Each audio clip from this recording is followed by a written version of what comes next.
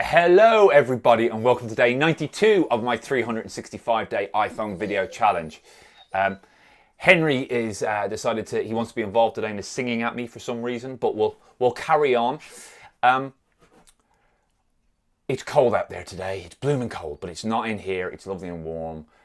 Because we reached a milestone yesterday. 25% of the challenge is now complete. We're now over a quarter of the way through these 365 days worth of videos.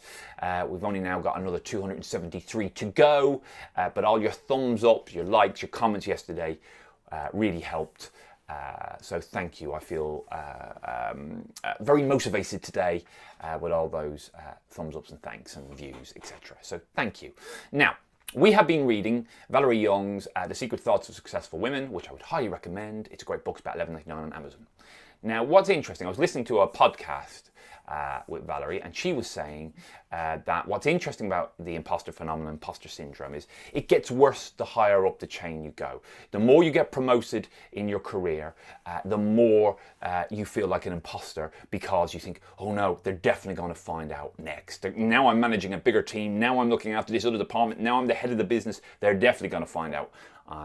I don't know what I'm doing. And that's quite interesting, that contrary to all the evidence that you're successful in your job, you're successful in your career, you're doing in your business a good life, the little voice in our head, the editor, is going, they're going to find you out. They know you're an idiot and they haven't figured it out yet, but they will, and you'll lose everything. And I think that's quite interesting, that we have to fight the imposter no matter how high up we go in our career.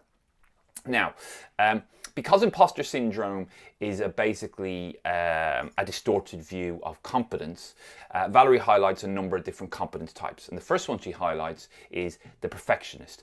Everything must be perfect. If there's any little failure, then if there's anything wrong with it, if there's a line or a spelling mistake on a report or something goes wrong at an event that you're running, whatever it is, the slightest defect, everything is ruined, the whole thing. It's all or nothing. It must be perfect. So the perfectionist is one of her competence types. And how do we challenge that? We have to challenge the voice in our head. Valerie points out that actually sharing that you're suffering from imposter syndrome doesn't cure it. No matter how many of you people get in a room and share that they feel like an imposter, that will not solve it. The only thing that solves it is how you think about it.